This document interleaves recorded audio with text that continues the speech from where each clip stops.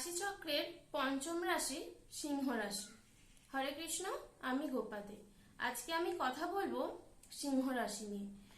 রাশিচক্রে সিংহ রাশির বিস্তার 120 থেকে 150 ডিগ্রি পর্যন্ত। এটি অগ্নিতত্ত্বের স্থির রাশি।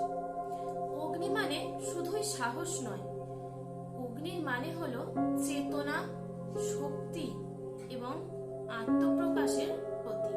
তাই এই রাশির জাতক জাতিকারা সাধারণত কর্মপ্রবণ এবং আত্মপ্রতিষ্ঠায় সচেষ্ট থাকেন।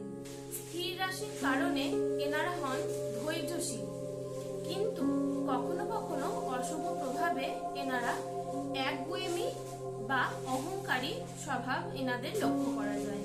এটি পঞ্চম রাশি হওয়ার কারণে এখান থেকে বিদ্যা, বুদ্ধি, পূর্বজন্মের পূর্ণ সৃজনশীলতা ইত্যাদি বিষয়গুলি বিচার করা হয়।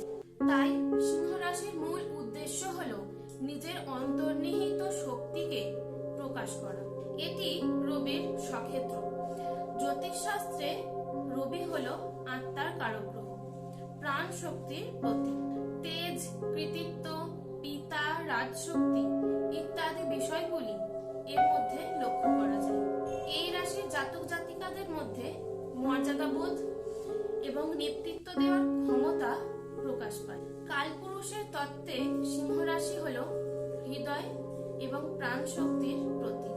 তাই সিংহ রাশির ক্ষমতা বাহ্যিক নয়, বরং অন্তরের তেজ, আত্মমর্যাদা এবং ন্যায়বোধের প্রকাশ।